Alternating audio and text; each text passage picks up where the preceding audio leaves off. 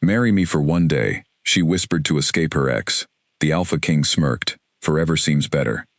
The glass shattered before Elena Voss even realized her hand had knocked it off the table. Wine spread across the white cloth like a wound opening.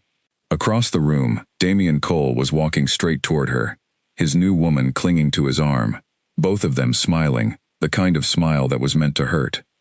Elena's heart slammed against her ribs. She had chosen this restaurant because she thought it was safe. She had chosen tonight because her sister's birthday dinner was supposed to be simple and quiet. She had not chosen to see the man who broke her heart 8 months ago walking toward her table with the woman he had cheated with, both of them dressed like they owned the world. "Elena," Damien said, his voice smooth as oil. "Still eating alone, I see." The whole table went silent. Her sister Mia reached for her hand under the table, but Elena pulled away. She would not let him see her shake. "I'm not alone," Elena said, though the words came out before she had any plan behind them. Damien's smile widened, cruel and amused. "Really? Where's your date then? Still imaginary, like your career?" A few people at nearby tables glanced over. Elena felt her face burn. She had spent months rebuilding herself after he left her at the altar of her own confidence, told the whole office she was unstable, spread lies that cost her a promotion. Now here he was again, doing it in public, enjoying every second. She needed an escape. She needed anything. Her eyes swept the restaurant in panic and landed on a man sitting alone at the bar. He was tall, even seated, with dark hair swept back and shoulders that filled out his black jacket like it had been built around him. He was watching the whole scene unfold with quiet, sharp attention, his jaw tight, his eyes the color of storm clouds. Elena did not think. She stood up, walked straight to him, and did something she would never have imagined herself doing an hour earlier. "Please," she whispered, close enough that only he could hear. "Play along, just for tonight. Pretend you're with me. I'll explain. I'll pay you. I'll do anything. Just please." The stranger looked at her for a long moment. His eyes were unreadable, but there was something underneath the surface, something that felt like amusement, and something else that felt like interest. "All right," he said simply, and stood. He was even taller standing, and when he placed a hand at the small of her back, warmth spread through her like sunlight breaking through clouds. He walked with her back to the table where Damien was still waiting, smug and expectant. "Sorry for the wait," the stranger said, his voice low and calm, carrying an authority that made the whole table go quiet. "Elena was just telling me how excited she was for tonight." Damien's smile faltered for the first time. "And you are?" "Kane," the man said, offering nothing else, as if his name alone should be enough. And strangely, it seemed to be. Damien's date, who had been smirking a moment ago, suddenly looked uncertain, glancing at Kane, like she recognized something about him that unsettled her. "Kane," Damien repeated, testing the name like it tasted strange. "And how long have you two been together?" "Long enough," Kane said, pulling out a chair for Elena, with an ease that suggested he did this every day, though Elena knew for a fact he had never met her before tonight. "Long enough to know she deserves better company than this." The words landed like a slap. Damien's jaw tightened. His date tugged at his sleeve, clearly wanting to leave, sensing something dangerous in the air that Elena could not name but could feel, like static before a storm. "We'll leave you to your dinner," Damien said finally, forcing his voice back into its usual charm. But as he turned to go, he looked back at Elena one more time, and there was something colder in his eyes now. "This isn't over, Elena. You still owe my family money for the wedding deposit. I'll be in touch." Then he was gone, disappearing through the restaurant doors with his date hurrying to keep up. The table exhaled as one. Mia squeezed Elena's hand, whispering a thank you to Kane that he barely acknowledged. Elena turned to the stranger who had just saved her from complete humiliation, unsure what to say. "Thank you," she managed. "You really didn't have to do that." "I wanted to," Kane said, and there was something in the way he said it, calm and certain, that made her stomach flip in a way she did not expect. "I should go," Elena said quickly, standing. "I've embarrassed myself enough for one night. I'm sorry for pulling you into this." "Wait," Kane said, and something in his voice made her stop. He stood as well, towering over her, his gray eyes studying her, with an intensity that felt like it could see straight through her skin. That man. He mentioned money. A debt. Elena's shoulders sagged. It's complicated. My family runs a small bakery. When Damien left me at the altar, his family demanded we still pay for a wedding that never happened. They're threatening to take us to court if we don't pay by the end of the month. It's more money than we have. She did not know why she was telling a stranger all of this. Maybe it was the wine. Maybe it was the exhaustion of holding everything together for months. Maybe it was the way he was looking at her, like her words actually mattered. I see, Kane said quietly. Then, after a pause, have dinner with me.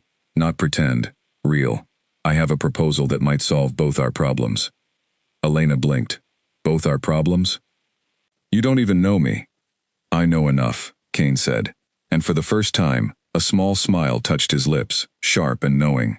I know you're brave enough to grab a stranger and ask him to save you in front of a room full of people. That tells me plenty.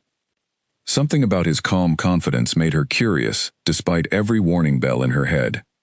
She glanced back at her sister, who gave her a small nod, silently telling her it was okay to go, that she would handle the rest of the dinner. Fine, Elena said. One drink, then I want to hear this proposal. Kane led her to a private table near the back of the restaurant, away from prying eyes. He ordered 2 glasses of water instead of wine, which surprised her, and waited until they were both seated before he spoke again. My name is Kane Ashford, he said. I run a family business that requires me to appear settled, married, or at least engaged, within the next few weeks. There are people in my world, investors, family elders, who will not finalize an important agreement unless they believe I am no longer available. It is old-fashioned, but it is how things work where I come from. Elena frowned. You want me to pretend to be your fiancé? I want to propose an arrangement, Kane said. A temporary marriage, on paper only. You would live in my home for 1 month while the agreement is finalized. In exchange, I will pay off your family's debt to the Cole family in full and provide additional compensation for your time. Elena stared at him, waiting for the punchline, but his expression remained perfectly serious. That's insane, she said finally. I don't know anything about you. I don't know if you're dangerous, or married already, or some kind of criminal. I am none of those things, Kane said. You can ask anyone in this city about the Ashford name. I am not hiding who I am. I am simply asking for your help, the same way you asked for mine 10 minutes ago. Elena's mind raced. The debt Damien's family was demanding would destroy her parents' bakery, the only thing keeping her family afloat since her father's illness. She had been trying for months to find a way to pay it, taking extra shifts, selling what little she owned, and still falling short. Here was a stranger offering to erase all of it in exchange for a month of pretending. Why me? She asked. You could have anyone. Why offer this to someone you just met? Kane's gray eyes held hers, steady and unblinking. Because you already proved something important tonight. You did not fall apart in front of that man. You fought back, in your own way. I respect that. And because, if I am being honest, something about you caught my attention the moment I saw you. The words should have sounded like a line, something smooth and rehearsed, but the way he said them felt different, heavier, like he meant every syllable. I need to think about it, Elena said, though her mind was already spinning through the math of her family's survival. Take the night, Kane said, sliding a card across the table with only a phone number printed on it, nothing else. Call me tomorrow. If you say no, I will still cover your family's debt anonymously. You do not owe me anything either way. Elena stared at the card, stunned by the offer. You would still pay it even if I refuse? I do not make offers I do not intend to keep, Kane said simply, standing and buttoning his jacket. Good night, Elena. He left without waiting for a response, walking out of the restaurant with the same quiet confidence he had carried since the moment she first approached him. Elena sat alone at the table for a long time, turning the card over in her fingers, her mind a storm of disbelief and cautious hope. When she finally returned to her family's table, Mia leaned close and whispered, "Who was that man? He looked at you like you were the only person in the room." Elena did not have an answer. She barely understood it herself. That night, she could not sleep. She lay awake staring at the ceiling of her small apartment, running through every possible reason this was a terrible idea. Strangers did not offer to erase debts and marry people they had known for 20 minutes. There had to be a catch, something hidden beneath the calm surface of his gray eyes. But there was also the memory of her father's hands shaking as he tried to keep the bakery register from a debt collector last week.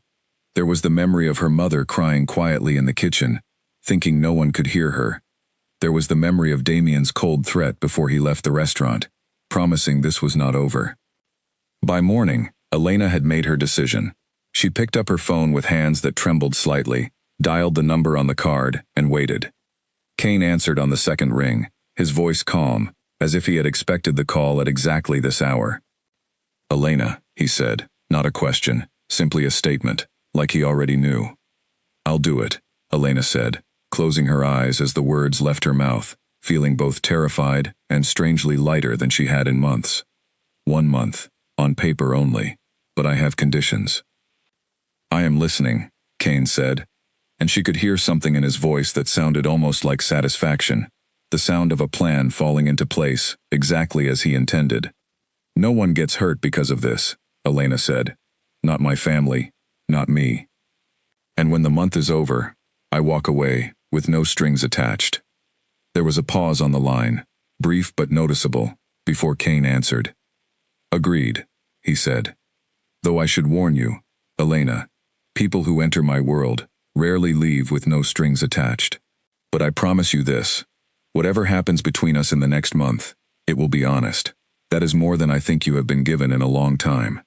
Elena's breath caught at the strange certainty in his voice, like he already knew things about her future that she could not yet see. "When do I start?" she asked. "Tonight," Kane said. "I will send a car for you at 7. Pack only what you need. Everything else, you will find waiting for you." The line went dead before she could ask what that meant. Elena stood in the middle of her small apartment, phone still in her hand, staring at the fading afternoon light through her window, wondering exactly what kind of world she had just agreed to step into, and why some small, unguarded part of her felt like she was walking toward something inevitable, something that had been waiting for her long before that night in the restaurant. She packed a single suitcase, folding in only the essentials, her hands moving on autopilot, while her mind spun through every version of what tonight might bring. She thought about calling her sister, telling her everything, but stopped herself each time. Some part of her needed to walk into this alone, needed to prove to herself that she could still make a choice that was entirely her own, after months of feeling like her life belonged to everyone but her. At exactly 7 o'clock, a sleek black car pulled up outside her apartment building. The driver, a quiet man named Grant, opened the door for her without a word, as if he had done this 100 times before. Elena slid into the back seat, her suitcase resting against her knees, and watched the city lights blur past the window as the car carried her toward a life she could not yet imagine, toward a man whose calm gray eyes had already begun to unravel every careful wall she had built since Damien shattered her trust. She did not know yet that Kane Ashford was not simply a wealthy businessman with an old-fashioned family tradition. She did not know that the estate she was being driven toward held secrets far stranger than any boardroom agreement. She did not know that the man who smiled at her with quiet amusement in a crowded restaurant carried a power that very few people in this world ever witnessed and lived to speak of casually. All Elena knew, as the car turned down a long private road lined with tall dark trees, was that for the first time in 8 months, she felt something other than fear. She felt the smallest flicker of hope, fragile and uncertain, but real. And somewhere deep inside her chest, a quiet voice whispered that whatever waited for her at the end of this road would change everything. The car finally slowed in front of a massive iron gate. Beyond it, framed by moonlight and ancient trees, stood a manor so large it looked like something from another century, its windows glowing warm and gold against the darkening sky. Elena's breath caught in her throat. She had agreed to 1 month. She had no idea that 1 month was about to become the beginning of forever. The iron gate opened without anyone touching it, swinging inward, as if the house itself had been expecting her. Elena's pulse quickened as the car rolled up a long gravel drive, lined with statues of wolves, their stone eyes catching the headlights in a way that made her shiver. The driver parked in front of a wide stone staircase, and Kane was already waiting at the top, his hands in his pockets, watching her step out of the car, with the same calm intensity from the restaurant. "You came," he said, as if there had been real doubt in his mind. I said I would, Elena answered, tilting her chin up, refusing to let the size of the house intimidate her, though every instinct in her body was screaming that she had walked into something far bigger than a simple business arrangement. Kane descended the stairs and took her suitcase from her hand before she could protest. Welcome to Ashford Manor. It has been in my family for generations. It's beautiful, Elena said honestly, though beautiful felt too small a word for the towering stone walls, the ivy climbing toward stained glass windows, the strange sense that the house was breathing around her. Inside, the entrance hall stretched 2 stories high, lit by a chandelier of warm amber light. A woman in a dark green dress stood near the staircase, her silver hair pulled into a tight knot, her eyes sharp and assessing as she looked Elena over from head to toe. So this is her, the woman said, her voice cool and precise. Kane, you could have warned me you were bringing home a stray. Serafina, Kane said, a warning edge slipping into his tone. This is Elena. She will be staying with us for the coming weeks. I expect her to be treated with respect. Serafina's lips curved into something that was not quite a smile. Of course. Welcome, Elena. I do hope you understand what you are walking into. Before Elena could ask what that meant, Kane guided her past his aunt and up the wide staircase, his hand steady at the small of her back. Ignore her, he said quietly. Serafina tests everyone. She will settle once she understands you are not a threat. A threat to what? Elena asked. Kane did not answer immediately. He led her down a long hallway lined with portraits, stopping in front of a set of double doors. Your room, he said, pushing them open to reveal a space larger than her entire apartment, filled with soft lighting, a canopy bed, and floor-to-ceiling windows overlooking a dark forest that seemed to stretch endlessly into the night. This is too much, Elena said, stepping inside slowly, running her fingers over the silk curtains. I only agreed to a business arrangement. Everything in this house reflects on the family, Kane said. If you are seen as anything less than well cared for, it raises questions I cannot afford.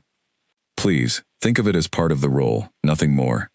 Elena turned to face him, studying his expression for any hint of dishonesty, but found none. Tell me the real terms, she said, not the version you gave me in the restaurant.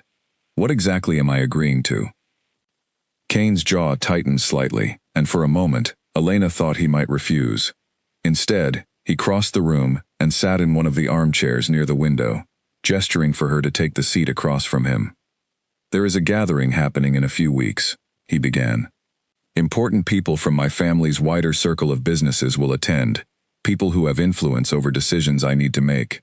Some of them believe I am not fit to lead certain parts of the family enterprise because I have shown no interest in settling down. They see it as instability. A wife, even a temporary one on paper, changes that perception. So I'm a prop, Elena said flatly. You are a solution, Kane corrected gently.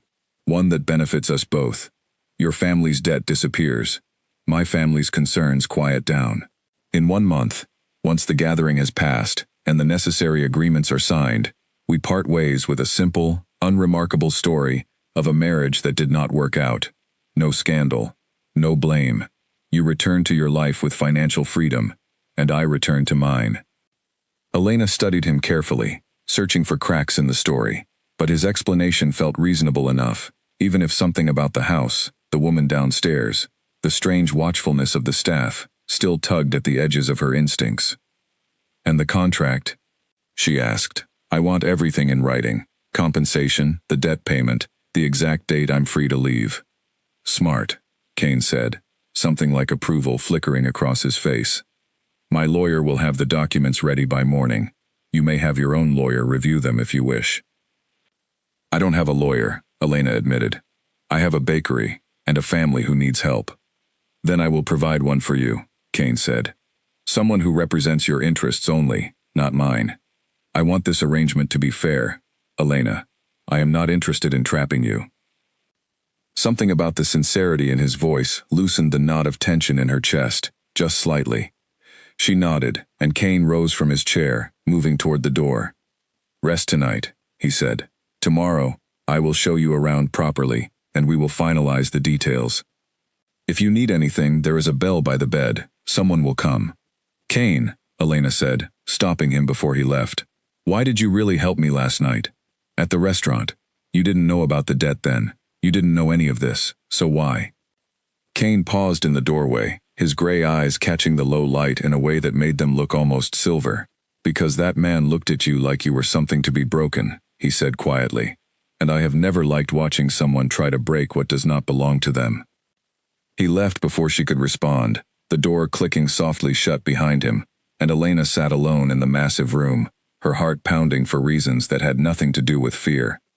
The next morning, sunlight spilled through the tall windows, and for a moment, Elena forgot where she was. Then the memory of the previous night rushed back, and she sat up quickly, finding a set of clothes already laid out for her on a chair near the window, simple and elegant, exactly her size. A soft knock came at the door before a young woman entered, carrying a tray of tea and fresh bread. Good morning, miss. I'm Priya. Master Kane asked me to help you settle in. Thank you, Elena said, still adjusting to the strangeness of being called miss, of trays being brought to her room, of a house so large she was already lost within its first hallway. Priya smiled kindly as she set the tray down. Don't let Serafina's coldness worry you too much. She's protective of the family, suspicious of newcomers. But Master Kane, he does not bring people here lightly. I've worked in this house 5 years, and I've never seen him invite anyone to stay before. Elena filed that information away carefully, unsure what to make of it, but grateful for the small kindness in Priya's tone. The lawyer arrived just before noon, a sharp-eyed woman named Odalise, who reviewed the contract line by line with Elena, explaining every clause in plain language. The terms were exactly as Kane promised: full payment of the Cole family debt within the week, a monthly stipend for the duration of the arrangement, a clean, uncontested end to the marriage after 30 days, with no financial obligation on Elena's part afterward. It's a fair contract, Odalise said finally, sliding the papers across the table. Better than fair, honestly. Mr. Ashford is not a man known for generosity in business, but this reads like he wants to make sure you walk away better off than you started. Elena signed her name at the bottom of the final page, her hand steady despite the storm inside her chest. As she set the pen down, she felt the weight of the decision settle over her, real and irreversible now, a bridge burned behind her, and a strange new path opening ahead. That evening, Kane found her in the manor's garden, sitting on a stone bench beneath a willow tree, watching the last light fade behind the tree line. It's done then, he said, sitting beside her, close but careful to leave space between them. The debt was paid this afternoon. Your family should receive confirmation by tomorrow. Relief flooded through Elena so suddenly that tears pricked at her eyes before she could stop them. Thank you, she whispered. You have no idea what this means to them, to me. I think I have some idea, Kane said quietly, watching her with an expression she could not quite read. You wear your relief, the same way you wore your fear last night, openly. Most people I know have learned to hide both. Elena wiped her eyes quickly, embarrassed. Sorry. I don't usually fall apart in front of strangers. We are not strangers anymore, Kane said. We are, on paper at least, about to become husband and wife. The words hung in the cooling evening air between them, strange and heavy, and full of a meaning neither of them was ready to name. Elena looked over at him, at the sharp line of his jaw, the quiet steadiness in his gray eyes, and felt something shift inside her chest, small and unfamiliar, like a door creaking open after being sealed shut for a very long time. She did not yet understand what she had just started. She only knew that the month ahead suddenly felt far shorter than she had planned for, and far more dangerous to her heart than any contract could protect against. A scream tore through the manor's east wing just before dawn, and Elena bolted upright in bed, her heart hammering against her ribs. She grabbed a robe and rushed into the hallway, following the sound toward a small sitting room where a maid stood frozen, staring at a shattered vase and a scorched mark on the wooden floor. What happened? Elena asked, breathless.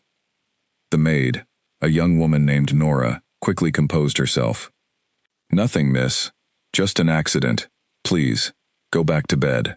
But Elena had seen the scorch mark clearly, black and radiating outward like something had burned through the floor from the inside, and she had heard, just before the scream, a low growl that did not sound remotely human. She did not sleep again that night. Over breakfast the next morning, she mentioned it to Kane carefully, watching his reaction. His jaw tightened almost imperceptibly before he offered a smooth explanation about faulty wiring and an old house prone to strange accidents. Elena nodded and let the subject drop, but the uneasy feeling in her stomach did not fade. It was not the only strange thing she noticed in her first week at Ashford Manor.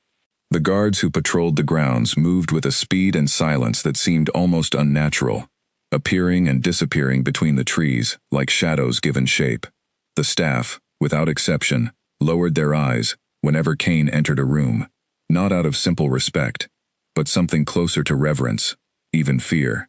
And late at night, when the manor grew quiet, Elena sometimes heard sounds drifting up from the forest beyond her window, low and mournful, almost like howling, though she told herself it must be dogs from a neighboring property. She tried to focus on settling into her new routine instead. Kane, true to his word, showed her around the manor properly, introducing her to the sprawling library, the sunlit conservatory filled with rare plants, the private kitchen where the head cook, a broad-shouldered man named Dorian, immediately took a liking to her when she admitted her family ran a bakery. "A baker in the house," Dorian said, delighted. "Finally, someone who appreciates good bread as much as I do." Elena found herself smiling more than she expected, the manor slowly beginning to feel less like a prison and more like an unexpected refuge. But the ease never lasted long. Serafina made sure of that. The woman seemed to appear at every turn, always with a pointed comment or a probing question, designed to catch Elena in a lie. During a quiet afternoon in the library, Serafina settled into the chair across from her, uninvited, her silver eyes sharp and assessing. "Tell me, Elena," she said, folding her hands in her lap. "How exactly did you and Kane meet? He has been remarkably vague on the details." Elena kept her voice steady. "At a restaurant. It was a bit of a whirlwind." "How romantic," Serafina said, though her tone suggested she believed nothing of the sort. "And yet, in all the years I have known my nephew, he has never once brought a whirlwind romance home to meet the family. He is careful, calculated. He does not make impulsive decisions, especially not ones involving marriage." "Maybe I'm the exception," Elena said, holding the older woman's gaze without flinching. Something flickered across Serafina's face, surprise perhaps, or grudging respect. "Perhaps," she said finally, rising from the chair. "Or perhaps, you simply do not yet understand what you have walked into. I would advise caution, dear. This family carries burdens that outsiders rarely survive unscathed."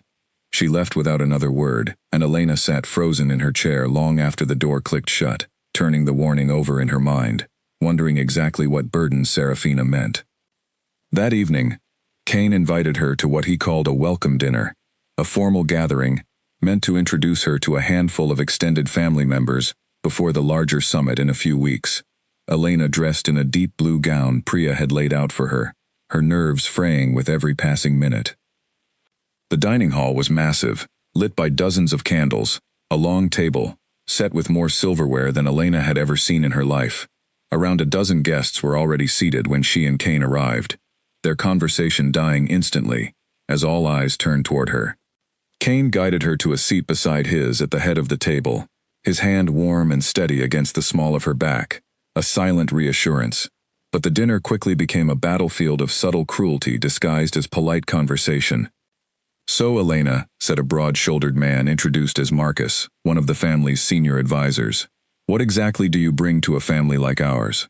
Kane could have chosen from any number of accomplished women in our circle. "I run a bakery with my family," Elena answered evenly, refusing to let the condescension in his tone rattle her. "It's honest work. I understand the value of building something with your own hands." "How quaint," murmured a woman across the table, not bothering to hide her smirk. The comments continued throughout the meal, each one a small, precise cut meant to remind Elena that she did not belong, that she was an outsider playing a role far above her station. She held her composure through most of it, answering each question with calm honesty, refusing to shrink under their scrutiny. It was only when Marcus made a pointed remark about Kane finally settling for someone ordinary after years of expecting greatness from him that something in Kane's expression shifted, the calm mask slipping just slightly to reveal a flash of something dangerous underneath. "Careful, Marcus," Kane said, his voice low and even, but carrying an unmistakable edge of warning. Elena is not ordinary, and I would advise you not to insult my wife again at my own table. The room went silent. Marcus's face paled slightly, and he mumbled an apology, quickly changing the subject. Elena stared at Kane, stunned by the sudden fierceness in his defense, by the protective heat radiating from him even as his expression settled back into its usual calm. Later that night, after the guests had gone, Elena found Kane standing alone on the manor's stone terrace, staring out at the dark tree line. She joined him quietly, wrapping her arms around herself against the cool night air. "Thank you," she said. "For earlier, you didn't have to defend me like that." "They had no right to speak to you that way," Kane said, his jaw still tight with lingering anger. "Whatever this arrangement is between us, you deserve respect in this house. I will not tolerate anything less." Elena studied his profile in the moonlight, the sharp lines of his face softened slightly by the silver glow. "Can I ask you something? And I want an honest answer this time." Kane turned to face her fully. "Always. What is it your family actually does? I've been here a week, and I still don't understand what kind of business requires this much secrecy, this much formality. People look at you like you're something more than just a businessman." Kane was quiet for a long moment, his gray eyes searching her face, as if weighing exactly how much truth she could handle. "There are things about my family that are difficult to explain," he said finally. "Things I am not yet ready to tell you. But I promise you this, Elena. Nothing here is meant to harm you. Whatever you sense, whatever feels strange or hidden, it exists to protect, not to threaten." "That's not really an answer," Elena said softly. "I know," Kane admitted, "but it is all I can give you right now. Please, trust me a little longer." Elena studied him for a long moment, torn between the instinct to demand more and the strange, unexplainable pull she felt toward this man, who had upended her entire life in the span of a single week. Something about the sincerity in his eyes, the careful restraint in his voice, made her want to believe him, even without understanding why. "Okay," she said finally. "A little longer." Kane's shoulders relaxed slightly, relief flickering across his features before he masked it again. "Thank you," he said quietly, and for a moment, his hand brushed against hers on the stone railing, warm and lingering just a second longer than necessary. Neither of them moved away. Above them, the moon hung full and bright over the dark forest, and somewhere deep among the trees, a low howl rose into the night, closer this time than Elena had ever heard it before. She felt Kane tense beside her, his eyes flicking toward the tree line, with an alertness that sent a chill down her spine. "What was that?" she whispered. "Nothing," Kane said quickly, too quickly. "Just the wind. Go inside, Elena. It's getting late." She wanted to press further, but the sudden shift in his demeanor, the guarded tension in his shoulders, told her this was not the moment. She nodded and turned back toward the manor, casting one last glance over her shoulder at Kane, who remained on the terrace, staring into the darkness of the forest with an expression she had never seen on his face before. Fear. And somehow, that frightened her more than anything else she had witnessed since arriving at Ashford Manor. A folded note appeared under Elena's bedroom door before sunrise, no signature, just 3 words written in sharp, elegant handwriting. "Prove yourself, today." Elena turned the paper over in her hands, unease settling low in her stomach as she dressed and made her way downstairs. She found Priya waiting outside her door, looking uncharacteristically nervous. "Serafina has arranged something," Priya whispered, glancing down the hallway as if worried about being overheard. "A charity event this afternoon. All the important families will be there. She's hoping you'll embarrass yourself in front of everyone." "Why would she go to that much trouble?" Elena asked, tucking the note into her pocket. "Because if you fail publicly, it gives the elders a reason to question the marriage before the summit even happens," Priya explained. "Serafina doesn't trust outsiders. She never has. She lost someone once, someone she loved, because of a stranger who was let too close to the family. She's been guarded ever since." Elena absorbed this information quietly, a small flicker of sympathy cutting through her irritation. Still, understanding Serafina's reasons did not make the woman's tactics any less exhausting. The charity event was held in a grand hall downtown, organized to raise funds for a children's hospital, filled with the same kind of polished, powerful people Elena had encountered at the welcome dinner. Kane stood beside her the entire evening, introducing her with quiet confidence, his hand never far from hers, a silent anchor amid the sea of scrutiny. Serafina orchestrated her test carefully. She steered a small group of the city's most influential women toward Elena, under the pretense of introductions, then excused herself, leaving Elena alone to navigate a conversation clearly designed to expose her as unprepared and unworthy. "So, Elena," one woman said, swirling her champagne glass, "tell us about your work in philanthropy. Kane's family has always been so involved in charitable causes." Elena felt the trap closing around her, the assumption that she would have nothing to offer, nothing to say. But instead of panicking, she thought of her family's bakery, the way they had spent years quietly feeding struggling families in their neighborhood, without ever asking for recognition. "My family doesn't run large foundations," Elena said honestly, "but we've spent years making sure no one in our community goes hungry, even when we couldn't afford to give food away for free. I think real philanthropy isn't always about galas and donations. Sometimes it's about showing up every single day for the people around you, even when no one is watching." The women exchanged glances, some skeptical, but a few clearly impressed by the sincerity in her answer. One older woman, whom Elena would later learn was one of the hospital's founding donors, stepped forward with genuine warmth in her eyes. "That," the woman said, "is exactly the kind of philanthropy this city needs more of. Practical. Rooted in real need, not just appearances." She extended her hand toward Elena. "I would love to discuss a potential partnership between your family's bakery and our hospital's outreach program. We've been looking for a way to provide fresh meals to families staying with sick children." Elena's heart swelled with unexpected hope as she shook the woman's hand, a genuine connection forming in the middle of what was supposed to be a trap. Across the room, she caught sight of Serafina watching the exchange, her expression unreadable, though something in her sharp eyes had shifted, just slightly. Later, as the event wound down, Kane found Elena near the edge of the dance floor, his eyes bright with something that looked almost like pride. "You impressed everyone tonight," he said, offering his hand, "including my aunt, whether she admits it or not." Elena took his hand, allowing him to pull her gently into a slow dance, as the small orchestra played a quiet melody. "She set me up to fail," Elena said. "I know it. You know it." "I do," Kane admitted, his hand warm against her waist. "I'm sorry for that. Serafina has her reasons for the way she guards this family, but that does not excuse how she has treated you." "Tell me about her," Elena said softly, following his steady lead across the floor. "Priya mentioned she lost someone. Is that why she's so suspicious of outsiders?" Kane's expression grew distant for a moment. Serafina's husband was taken from this family many years ago, in circumstances that still haunt her. She has spent every year since, convinced that trust given too quickly leads to devastation. I cannot fault her caution, even when it makes her cruel. Elena studied him carefully, sensing there was more beneath the surface of his explanation, some larger truth about this family that remained just out of reach. But she did not push. Not tonight. "For what it's worth," she said instead, "I think you're a good man, Kane. Whatever this family carries, whatever burden makes everyone here so careful and guarded, I don't think it comes from you being anything but decent."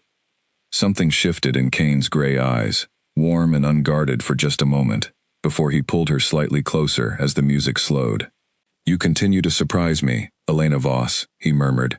"I did not expect that when I agreed to this arrangement." "Neither did I," Elena admitted, her heart beating faster than the slow rhythm of the dance should have allowed. They stayed like that for the rest of the song, closer than the arrangement technically required, the space between them shrinking with every passing day at Ashford Manor. Elena told herself it was simply the natural result of spending so much time together, of playing a convincing role in front of a demanding audience. But later that night, lying awake in her massive canopy bed, staring at the ceiling, while the sounds of the forest drifted faintly through her window, she could not stop replaying the warmth in Kane's eyes, the steady strength of his hand against her waist, the way her heart had leapt when he called her by her full name like it belonged to him. She thought of the contract sitting in a drawer downstairs, 30 days counted out in careful legal language, an ending already written before the story had truly begun. 23 days remained. Elena closed her eyes, trying trying to ignore the small, dangerous thought creeping into her mind. The quiet fear that 23 days might not be nearly enough time to protect her heart from a man who was never supposed to be anything more than a temporary solution to a desperate problem. Somewhere far below her window, in the dark hush of the forest, that low howling sound rose again into the night, closer than before, and this time, Elena did not tell herself it was only the wind. A sound outside her window jolted Elena awake, at exactly 3 in the morning, sharp and deliberate, like something heavy landing on the stone terrace below. She sat up, her heart pounding, and crept to the window, peering down into the moonlit garden. A figure moved through the shadows near the tree line, tall and broad-shouldered, moving with a fluid grace that seemed almost impossible for someone his size. Elena's breath caught as the figure stepped into a patch of moonlight, and she recognized the sharp line of Kane's jaw, though something about him looked different, wilder, his shirt torn at the shoulder, his knuckles scraped and raw. Without thinking, Elena grabbed her robe and hurried downstairs, slipping out through the side door into the cool night air.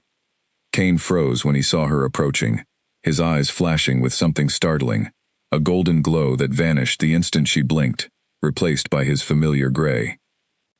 "You should be asleep," he said, his voice rougher than usual, strained.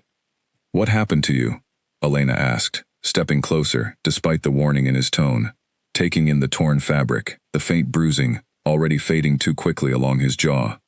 "Kane, you're hurt." "I'm fine," he said, but he did not step back from her, did not send her away, and something in his exhausted expression told her he had reached the end of whatever careful performance he had been maintaining since she arrived. "You're not fine," Elena said firmly. "None of this has been fine since I got here. The scorch marks, the staff who move like they're not entirely human, the howling in the forest every single night. I've tried to ignore it, Kane, because I wanted to trust you, but I can't keep pretending I don't notice."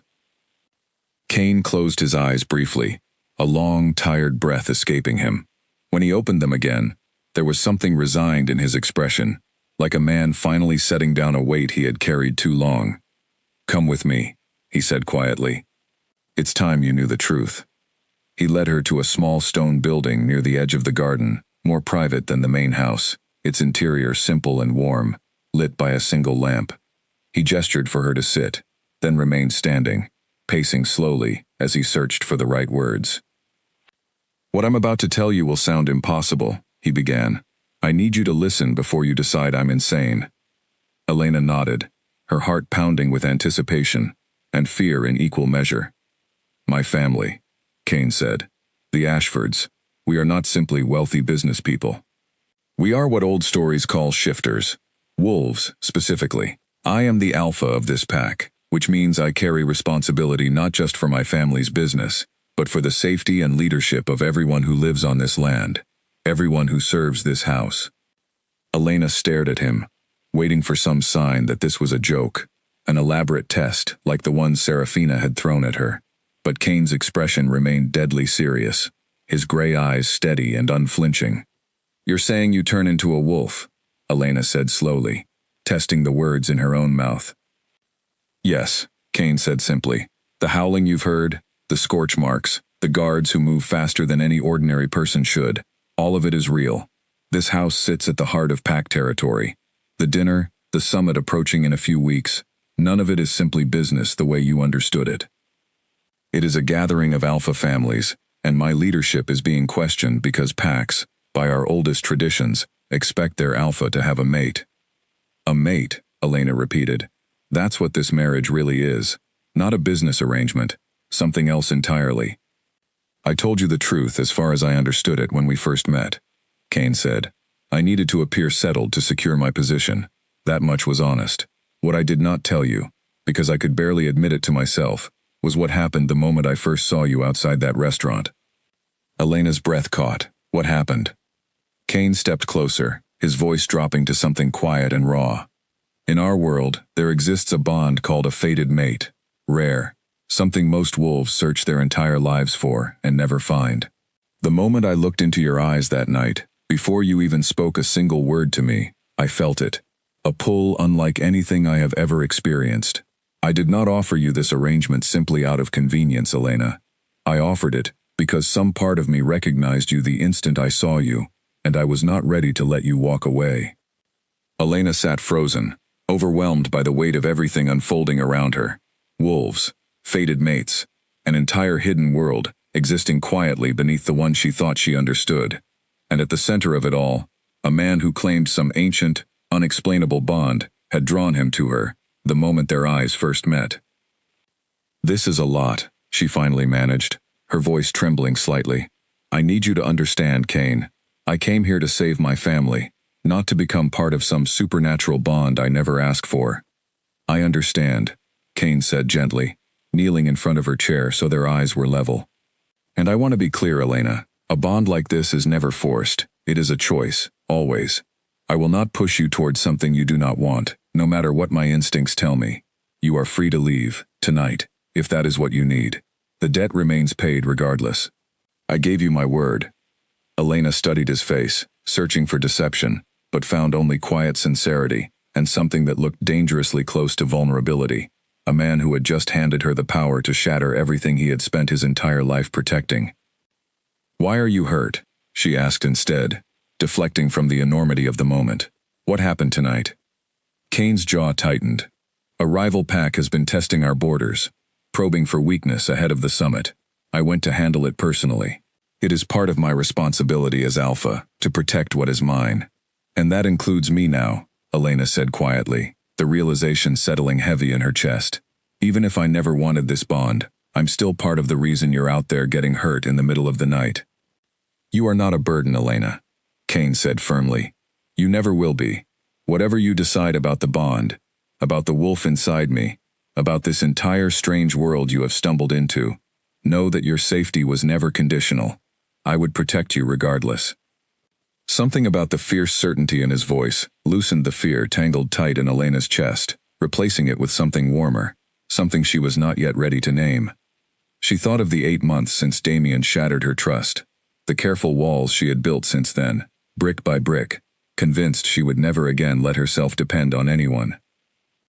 And yet here she was, sitting across from a man who had just revealed an entire hidden identity, an ancient supernatural bond, a world of danger she never could have imagined, and somehow, despite every rational instinct screaming at her to run, she felt safer beside him than she had felt in years. "I'm not leaving," Elena said finally, surprising herself with the steadiness in her voice. "Not tonight. I need time to understand all of this, but I'm not running away." Relief flooded through Kane's expression, so visibly that Elena's chest tightened with an unfamiliar warmth. He reached out slowly, giving her every chance to pull away, and gently took her hand in his. "Thank you," he said quietly. "I know this is not what you agreed to. I know I have asked more of you than any contract could ever cover. But I promise you, Elena, whatever comes next, I will not let anything in this world or beyond it harm you." Outside the small stone building, the forest had gone quiet, the earlier howling replaced by a stillness that felt almost peaceful, as if the night itself understood something significant had shifted between them. Elena did not yet know how deeply this bond would test her, how many dangers waited just beyond the borders of Ashford territory, how far Kane would be willing to go to protect what fate had apparently decided belonged to him. She only knew that the careful month-long timeline she had agreed to now felt fragile and uncertain, a boundary already blurring beneath the weight of truths too large to contain within 30 simple days. For the first time since arriving at Ashford Manor, Elena understood that she was no longer simply playing a role. She was standing at the edge of a choice that would define the rest of her life. Elena woke to sunlight and the sound of her own heartbeat still racing from dreams she could not fully remember. Dreams filled with golden eyes and the sensation of running through dark trees, faster than any human body should move.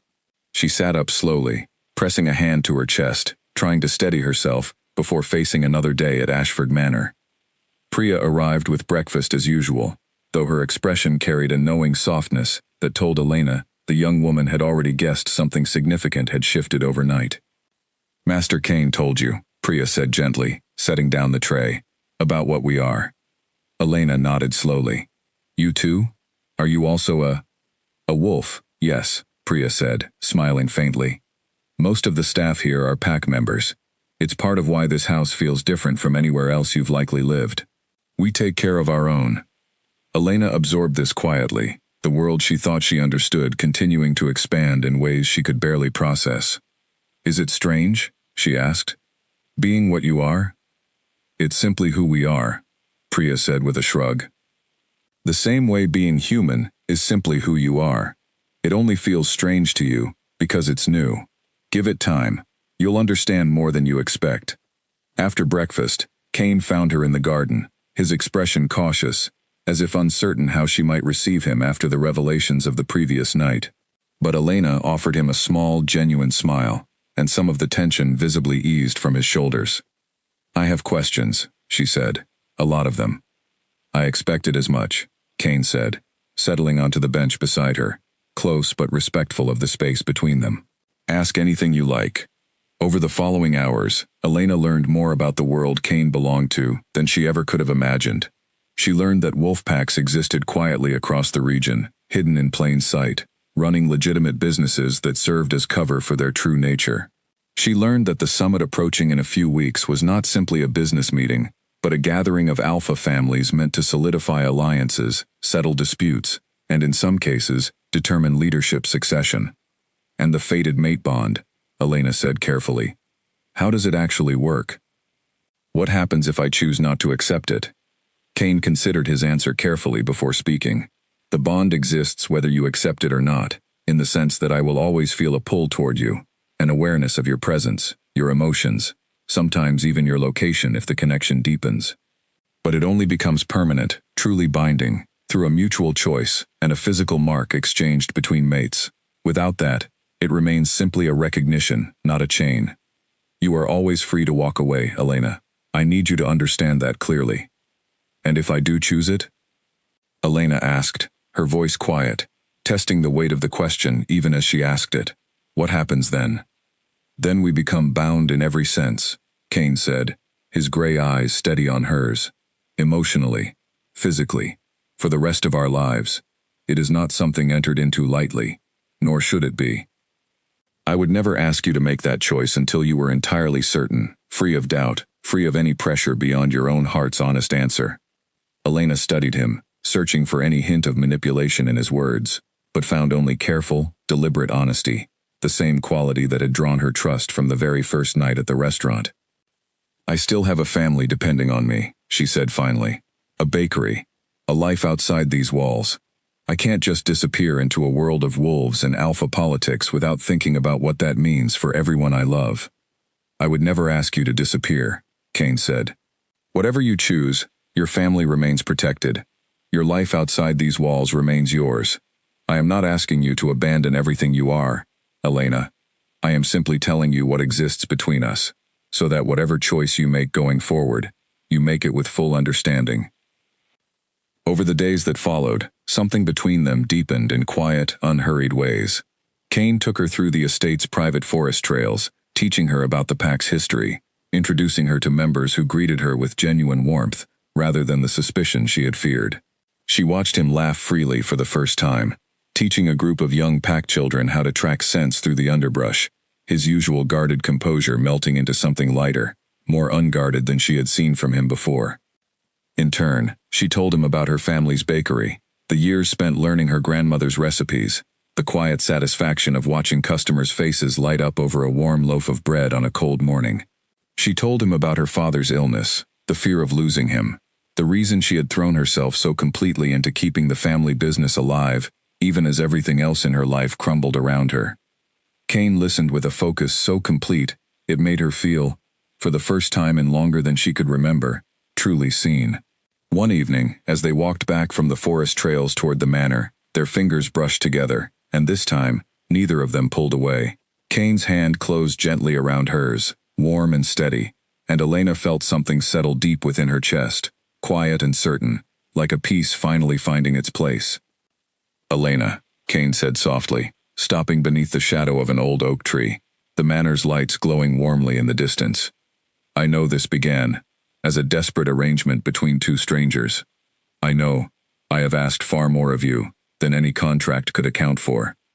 But I need you to know, whatever happens between us, whatever choice you eventually make about the bond, These past days with you have already changed something in me I did not know could still be changed. Elena's heart pounded as she looked up at him, moonlight catching the sharp lines of his face, softened now by something achingly sincere. I didn't expect any of this either, she admitted. I came here to save my family from a debt I couldn't pay. I never expected to find myself standing here, feeling like this, about a man I met 3 weeks ago. And how do you feel? Kane asked quietly, his voice barely above a whisper, the space between them shrinking with every heartbeat. Terrified, Elena admitted honestly, a small, breathless laugh escaping her. And something else too. Something I haven't let myself feel since before Damien broke everything I thought I understood about trust. Kane reached up slowly, tucking a strand of hair behind her ear, his touch gentle enough to ask permission rather than demand it. You do not have to decide anything tonight, he murmured. I am not asking for the bond, Elena. I am simply asking you to know that whatever this is growing between us, I do not intend to let it fade quietly, not without a fight. Elena's breath caught, her hand rising instinctively to rest against his chest, feeling the steady, powerful beat of his heart beneath her palm. I don't want it to fade either, she whispered. The distance between them closed slowly, deliberately, until Kane's forehead rested gently against hers, both of them standing beneath the old oak tree in comfortable, charged silence, the weight of everything unspoken, settling softly around them like the first snowfall of winter. Neither of them noticed the figure watching from the shadows of the manor's upper balcony. Serafina's sharp eyes narrowed with calculation as she observed the moment unfold below, already turning over plans of her own, plans that had nothing to do with protecting the pack, and everything to do with protecting a secret she had guarded for far too many years. 20 days remained until the summit, and somewhere in the growing darkness beyond Ashford territory, a rival pack's scouts moved silently through the trees, watching, waiting, counting down the days until the perfect moment to strike. Elena's phone buzzed against the nightstand at midnight, and the name on the screen made her stomach drop instantly. Damien. She almost let it ring out, but curiosity and a nagging sense of dread pushed her to answer. What do you want? She said, keeping her voice low so as not to wake the sleeping manor around her. Elena, Damien said, his voice carrying that same oily charm she remembered so well, though now laced with something colder. I did some digging into your new husband. Kane Ashford. Interesting family, very private, very wealthy, and very interested in keeping certain details about themselves hidden from the public eye. Elena's grip tightened on the phone.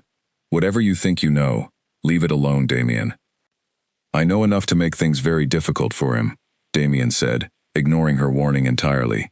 I know your little marriage happened suspiciously fast. I know Ashford's family has some very old-fashioned, very private traditions that would look absolutely fascinating, splashed across the right headlines. I'm sure his business partners would love to know their reclusive golden boy is hiding something.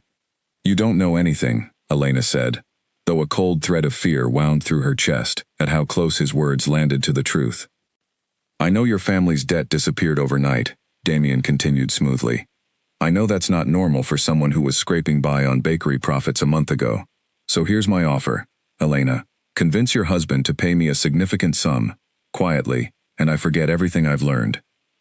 Refuse, and I start making calls to reporters who would love a story about the mysterious Ashford family. You're threatening me, Elena said, her voice shaking now, not from fear alone but from fury. I'm negotiating, Damien corrected coldly.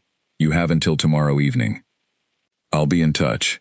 The line went dead, and Elena sat frozen in her bed, her mind racing through every terrible possibility. If Damien went digging deep enough, if he found even a fragment of the truth about what the Ashford family really was, it would not just be scandal that followed. It could be catastrophe for the entire pack, exposure that could put countless innocent lives at risk. She found Kane in his study before dawn, unable to wait until morning to share what had happened. He listened in silence as she recounted the call, his expression darkening with every word, a muscle ticking tight along his jaw. He will not touch you, Kane said finally, his voice low and controlled in a way that somehow felt more dangerous than shouting would have. Or this family. I will handle this personally. Kane, please, Elena said, stepping closer, placing a steadying hand against his arm. Whatever you're thinking, don't do anything that puts you at risk. Damien is cruel, but he's not worth losing everything you've built. He threatened my mate, Kane said, and something in the word mate, spoken with such raw possessiveness, sent a shiver down Elena's spine. That is not something I am capable of ignoring, Elena. Not after everything we have built these past weeks. The next evening, Damien arrived at a private meeting Kane had arranged at a discreet location downtown, confident and smug, clearly expecting to walk away with a substantial payout. Elena insisted on being present, refusing to let Kane face this alone, though he had tried more than once to convince her to stay safely at the manor. Damien's confidence faltered the moment he stepped into the room and truly looked at Kane, seated calmly behind a heavy wooden desk, his gray eyes carrying a weight of authority that seemed to fill the entire space. "Mr. Ashford," Damien said, forcing his usual charm into his voice, though it wavered slightly. "I appreciate you taking this meeting." "You have exactly 5 minutes to explain yourself," Kane said, his voice deceptively calm. "Before I decide this conversation was a waste of my time." Damien cleared his throat, launching into his rehearsed threats about scandal and headlines and the fragility of reputations built on secrecy. Kane listened without interrupting, his expression unreadable, until Damien finally finished, visibly rattled by the lack of reaction. "Let me explain something to you," Kane said finally, leaning forward slightly, his voice dropping into something low and commanding that made even Elena's skin prickle with awareness. "I have spent years protecting this family from far more capable threats than a bitter ex-fiancé chasing money he did not earn. You believe you hold leverage over me. You do not." He slid a folder across the desk toward Damien, who opened it with visibly shaking hands. Inside were documents detailing financial irregularities in Damien's own business dealings, evidence of fraud severe enough to end his career and likely land him in significant legal trouble. "I have people far more thorough than you searching for information," Kane continued. "It took them less than a day to find enough evidence to destroy everything you have built, the same way you tried to destroy Elena's reputation 8 months ago. Consider this a warning, not a punishment. Walk away now, quietly, and this evidence remains buried.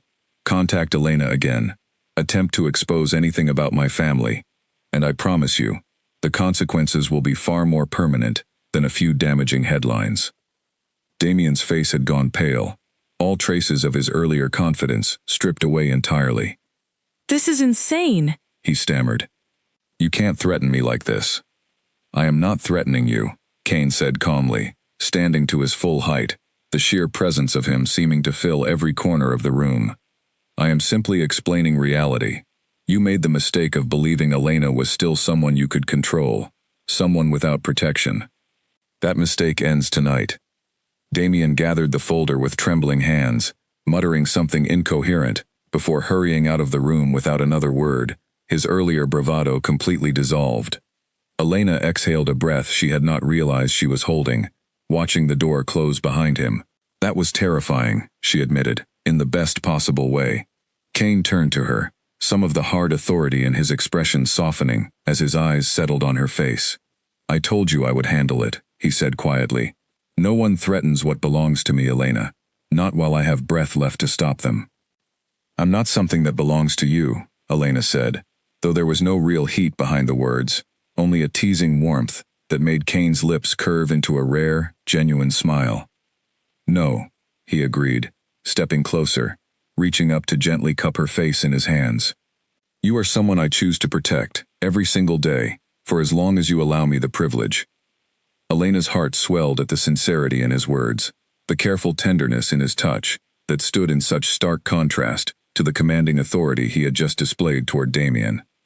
She realized, standing there in the quiet aftermath of the confrontation, that she was no longer simply grateful to Kane for saving her from a difficult situation. She was falling for him, completely and without reservation, in a way that terrified and thrilled her in equal measure.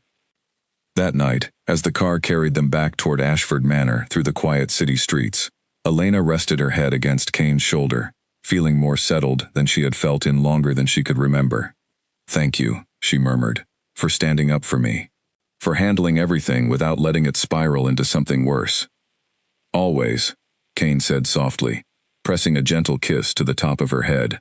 a small, unplanned gesture that made Elena's breath catch. You never have to face anything alone again, Elena. Not while I am here. Neither of them noticed the sleek black car that had been trailing several lengths behind them since they left the meeting, its darkened windows concealing two figures, who watched Kane's vehicle with cold, calculating interest, their presence a quiet, dangerous omen of threats, far more serious than anything Damian Cole could have ever posed. The summit was drawing closer with every passing day, and the storm gathering on the horizon had little to do with jealous exes or old grudges. It had everything to do with a pack determined to see Kane Ashford's leadership fall, whatever the cost. The grand hall fell into stunned silence the moment a rival alpha stood and pointed directly at Elena, his voice booming across the crowded room. This woman is not one of us. How can Kane Ashford lead this summit's decisions when he cannot even choose a proper mate from within our own kind? Elena's pulse spiked, every eye in the massive hall turning toward her at once. The summit had been underway for less than an hour. Delegates from a dozen packs gathered in Ashford Manor's largest ceremonial room, and already the tension Kane had warned her about was boiling over into open confrontation. The alpha who had spoken, a broad, silver-haired man named Grigor from a neighboring territory, stepped forward with obvious hostility. A human bride, chosen in a matter of days, is not the mark of a stable leader. It is the mark of a desperate one. Kane rose slowly from his seat beside Elena, his presence immediately commanding the entire room's attention, the air itself seeming to grow heavier with the weight of his authority. "Careful, Grigor," he said, his voice deceptively calm. "You question my judgment in front of every pack gathered here. I would think carefully before continuing." "I question nothing but the truth," Grigor pressed on, undeterred. "A true alpha bonds with strength, with lineage, with someone capable of standing beside him through the burdens of leadership, not a stranger plucked from a random encounter." Before Kane could respond, Elena stood, her heart pounding but her voice steady as she addressed the room directly, refusing to let fear silence her the way it had so many times before in her life. "I understand why my presence here raises questions," she said, her voice carrying clearly across the silent hall. "I am not from this world. I did not grow up understanding pacts, or bonds, or the weight of leadership you all carry. But I have watched Kane Ashford defend the people in his care, with a fierceness I have never witnessed in anyone else. I have seen him protect his family, his staff, and yes, even me, without hesitation, without demanding anything in return, except loyalty and honesty." She paused, letting her gaze sweep across the room, meeting the skeptical eyes of dozens of powerful strangers without flinching. Strength is not only measured by lineage or bloodlines, it is measured by character, by the choices a person makes when no one is forcing them to make the right one. Kane chose to help a stranger in trouble the very first night we met, expecting nothing in return. If that does not speak to the kind of leader he is, I do not know what would. A long silence followed her words, heavy and uncertain, before an older woman near the front of the hall began to clap, slow and deliberate, the sound spreading gradually as other delegates joined in, a wave of grudging respect rippling through the crowd. Even Grigor, though his expression remained tight with displeasure, offered a stiff nod before retreating back to his seat. Kane turned to Elena, something fierce and proud burning in his gray eyes, as he reached for her hand, lacing their fingers together, in front of the entire assembly. "Thank you," he murmured, too quiet for anyone else to hear. "I meant every word," Elena whispered back. The rest of the summit passed with far less hostility, delegates gradually warming toward Elena's presence as the day continued, though Serafina remained watchful and reserved throughout, her sharp eyes tracking every interaction with careful, unreadable calculation. That night, after the guests had departed and the manor had settled into quiet exhaustion, Kane found Elena on the terrace, overlooking the moonlit forest, the same spot where their strange, unexpected journey had first begun to shift weeks earlier. "You saved everything today," Kane said, joining her at the railing. "The summit could have turned against us entirely if you had not spoken up." "I only said what I believed," Elena said, leaning slightly into his side, as his arm wrapped protectively around her shoulders. Every word of it was true. Kane turned to face her fully, his expression suddenly serious, vulnerable in a way she had rarely seen from him. "Elena, I need to ask you something, and I need you to know there is absolutely no pressure in your answer. Whatever you decide, I will respect it completely. Elena's heart began to race, sensing the weight of what was coming. Ask me, she said softly. The mating mark, Kane said carefully. I explained to you weeks ago what it means, the permanence of the bond it creates. I am not asking because of the summit or the pack's expectations or anything beyond my own heart. I am asking because these past weeks with you have shown me a version of my life I did not know I was missing. I love you, Elena, completely and without reservation. I want you as my true mate, not because our arrangement demands it, but because I cannot imagine my life without you standing beside me. Tears welled in Elena's eyes as she absorbed the full weight of his words, months of fear and heartbreak from Damien's betrayal, finally giving way to something she had been terrified to hope for again. I love you too, she whispered, the confession trembling with equal parts vulnerability and certainty. I didn't expect any of this, Kane. Not the wolves, not the bond, not falling in love with a man I met while begging him to save me from my ex-fiancé in a crowded restaurant. But somewhere in these past weeks, everything changed. You became the safest place I have ever known. Kane's breath caught, his hands rising to gently cradle her face, his gray eyes searching hers with a hope so raw it stole her breath. Is that a yes? He asked quietly. Will you accept the bond, Elena? Will you be my mate, truly, for the rest of our lives? Yes, Elena said, the word escaping her without hesitation, without doubt, carried on a wave of certainty that felt like coming home after years of wandering lost. Yes, Kane, I choose you. I choose this. All of it. Kane's smile broke across his face, brilliant and unguarded, before he lowered his lips to hers in a kiss that carried every unspoken promise between them, gentle at first, then deepening with the weight of relief and love, and the quiet joy of two people who had found something rare and unexpected in the strangest of circumstances. When they finally parted, foreheads resting together beneath the bright canopy of stars, Kane whispered against her lips, tomorrow night, under the full moon, that is when the bond is traditionally sealed, when it carries its full strength and meaning. Will you stand with me then, Elena? Will you become my Luna, in every sense the word carries? Tomorrow night, Elena agreed, warmth and certainty flooding through her chest, like sunlight breaking through months of clouds. I'll be there. Neither of them noticed Serafina watching quietly from an upper window, her expression a complicated storm of emotions, old grief and new fear, tangled together as she turned away from the scene below, already setting into motion a plan she had convinced herself was the only way left to protect the family she loved, whatever the cost to the two people who had just found each other beneath the stars. The full moon was approaching, and with it, a danger neither Kane nor Elena had yet seen coming.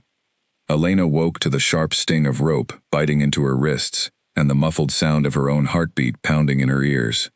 Her vision swam as she blinked against the dim light of an unfamiliar room, stone walls and a single flickering lantern the only details she could make out through the fog clouding her mind. You're awake, a voice said, cool and precise, and Elena's stomach dropped as Serafina stepped into view, her expression carrying none of its usual sharp composure, replaced instead by something frantic and unraveling. I'm sorry it had to come to this, Elena. Truly. What is this? Elena demanded, straining against the ropes binding her to a wooden chair. Serafina, what are you doing? Protecting my family, Serafina said, her voice cracking slightly. You do not understand what is at stake. If Kane completes the bond with you, if he seals himself to an outsider before the succession disputes are settled, it opens the door for challengers to declare the bond invalid, to claim Kane's judgment as compromised. My son, Liam, has spent his entire life preparing to support Kane's leadership. I cannot let carelessness destroy everything he has worked for. So you're going to what? Keep me hostage until the bond ceremony passes? Elena asked, disbelief and fear mixing together in her chest. I am going to make sure Kane understands the cost of his choices, Serafina said, though something in her wavering voice suggested even she was not entirely certain of her own plan anymore. A message has already been sent, informing him you have been taken by a rival pack. He will come, and when he does, certain arrangements will be made to ensure the succession remains protected. Elena's blood ran cold as understanding dawned. You're using me as bait. You're setting a trap for Kane. Not a trap meant to harm him, Serafina said quickly. though her eyes would not quite meet Elena's. Simply an opportunity for the elders to intervene, to demonstrate that his judgment cannot be trusted while emotion clouds it. It will pass, Elena. In time, this will all pass, and the pack will be stronger for it. Before Elena could respond, the sound of splintering wood exploded from somewhere deep within the building, followed by shouts and the unmistakable snarl of something far larger than any ordinary animal. Serafina's face drained of color as she backed toward the door. "He's here," she whispered, horror creeping into her voice, as she seemed to finally comprehend the true danger of what she had set into motion. "I didn't think he would come alone. I didn't think he would come like this." The door to the room burst open moments later, and Elena's breath caught at the sight before her. Kane stood in the doorway, but he was barely recognizable, his eyes burning gold, his frame larger, more powerful, radiating a fury so intense it seemed to bend the air around him. Behind him, several pack guards fought against a group of unfamiliar attackers in the hallway, the sounds of the struggle chaotic and violent. "Elena!" Kane growled, his voice carrying an animalistic edge she had never heard from him before, and within seconds, he crossed the room and tore through the ropes binding her wrists with terrifying ease. "I'm okay," Elena said quickly, though her voice shook as she took in the sheer intensity radiating from him. "Kane, I'm okay." His gray eyes, flickering still with traces of gold, softened only slightly as he cupped her face, checking for any sign of injury with frantic urgency. Then his gaze shifted to Serafina, who stood frozen against the far wall, and the fury returned in full force. "Explain," Kane demanded, his voice low and dangerous, "before I lose what little control I have left." "Kane, please," Serafina began, her earlier composure completely shattered. "I only wanted to protect the pack. I thought if I could delay the bonding, buy time for the elders to see reason, everything could be resolved without lasting damage. I never meant for it to go this far. The men who attacked your guards, they were not mine. I hired someone to stage a simple disappearance, nothing more. Someone else must have used the opportunity for their own purposes." Understanding dawned across Kane's face, cold and furious. "A rival pack," he said. "They used your foolish plan as cover to strike at us directly." Before Serafina could respond, one of Kane's guards appeared at the doorway, breathless and urgent. "Alpha, we've captured 2 of the attackers. They're from Grigor's territory. It seems your aunt's scheme provided the perfect distraction for a coordinated assault on the manor." Kane's expression darkened further, betrayal and fury warring visibly across his features as he turned back to his aunt. "Your jealousy and fear nearly cost me everything, Serafina. Nearly cost Elena her life. Grigor's people could have killed her while you stood by, congratulating yourself on protecting the family." "I know," Serafina whispered, tears finally spilling down her weathered face, all her earlier hostility collapsing into genuine grief. "I know what I have done. I let my fear of losing another person I love blind me to the danger I was creating. I am so sorry, Kane. Elena. I never wanted this." Elena, despite everything, felt a flicker of sympathy cut through her lingering fear, as she watched the older woman's composure finally crumble entirely. "You made a terrible choice," Elena said carefully. "But I don't think you wanted anyone hurt. Not really." Kane's jaw remained tight, unforgiving, though something in his stance suggested he was fighting to control the storm of fury still raging beneath his controlled exterior. "We will discuss consequences later," he said finally. "Right now, I need to secure the manor and ensure Grigor's people are fully contained." He turned back to Elena, his expression softening entirely as he pulled her carefully into his arms, burying his face in her hair, his powerful frame trembling slightly with the aftermath of adrenaline and fear. "I felt it the moment they took you," he murmured against her hair. "Even without the bond fully sealed, some part of me knew instantly something was wrong. I have never run so fast in my life." "I'm here," Elena said softly, wrapping her arms around him, feeling the frantic pounding of his heart beneath her palms slowly begin to steady. "I'm safe. You found me." "I will always find you," Kane said fiercely, pulling back just enough to look into her eyes, his own still faintly glowing gold with the last remnants of his shifted fury. "No matter what stands between us, no matter who tries to keep us apart, I will always find my way back to you, Elena." Outside, the sounds of battle finally began to quiet, as Kane's guards secured the last of Grigor's attackers, dragging them away in restraints, while pack members began the work of assessing damage and treating the wounded. The night had been chaotic and terrifying, a betrayal from within, compounded by an external threat neither of them had fully anticipated. But as Elena stood in the circle of Kane's arms amid the settling aftermath, she felt something solid and unshakable settle deep within her chest. Whatever dangers this world held, whatever politics and old grudges and fractured loyalties threatened to pull them apart, she and Kane had faced it together and emerged standing, their bond stronger for having survived its first true test. Serafina remained behind them, quiet and broken, awaiting whatever judgment Kane would eventually deliver, the weight of her fear-driven choices settling heavily upon her shoulders. But even in that moment, Elena found herself hoping that whatever consequences came, they would leave room for the older woman to eventually find her way back into the family she had nearly destroyed, trying to protect. The full moon still hung high above the manor, its silver light bathing the chaos below in an eerie, beautiful glow, a silent witness to the night's near catastrophe, and to the unbreakable bond that had carried two people through the very worst of it, out the other side, together. Sunlight streamed through the tall windows of Ashford Manor, as Elena stood before a mirror in her old bedroom, though this morning, everything about the moment felt different, weighted with a significance that made her hands tremble slightly, as Priya carefully fastened the final clasp of her gown. "You look radiant," Priya said, beaming with genuine joy. "The whole pack has been waiting for this day, though none of us imagined it would come wrapped in quite so much chaos." Elena laughed softly, thinking of Serafina, who had spent the past week under careful watch, stripped of her former influence within the family, though Kane had ultimately chosen mercy over exile, allowing his aunt the chance to earn back trust slowly, through actions rather than words. Grigor's captured attackers had been dealt with through channels Elena did not fully understand, but the threat from his territory had been neutralized entirely, his standing among the other Alpha families severely damaged by the exposure of his desperate, dishonorable tactics. The events of that terrifying night had shaken the pack, but they had also, unexpectedly, strengthened it, uniting members who had once been divided by old suspicions and rivalries, under a renewed respect for Kane's leadership, and for the woman who had stood beside him, through every trial thrown their way. "Are you ready?" Priya asked gently, meeting Elena's eyes in the mirror's reflection. Elena thought of everything that had led her to this moment. The humiliation outside a crowded restaurant, the desperate whisper that had started it all, a plea to a stranger, to simply pretend, just for one day, that she was not alone in the world.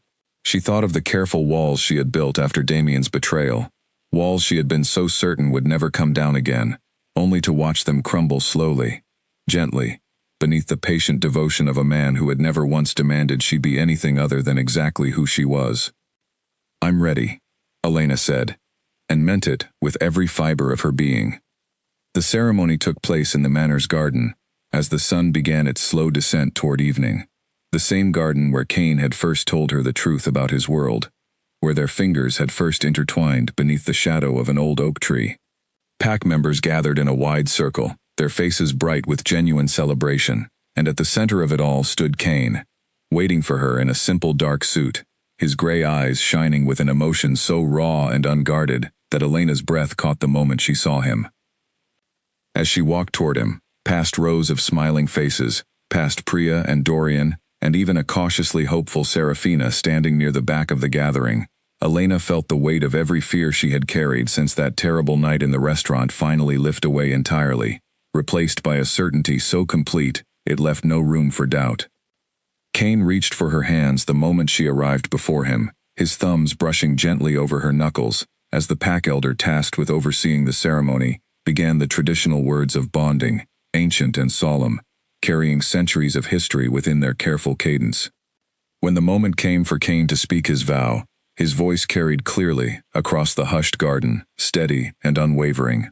"Elena Voss, you walked into my life on a night when I expected nothing more than an ordinary evening, and within moments, you changed the entire course of my future. You have shown me courage I did not know still existed in this world, kindness that asked for nothing in return, and a love so genuine it humbled a man who believed himself incapable of being surprised by anything, ever again. I choose you, Elena." Not because tradition demands it, not because the pack requires it, but because my heart recognized you as home, the very first moment I saw you, and it has never once wavered since. Tears slipped freely down Elena's cheeks, as she offered her own vow in return, her voice trembling with emotion, but never once faltering.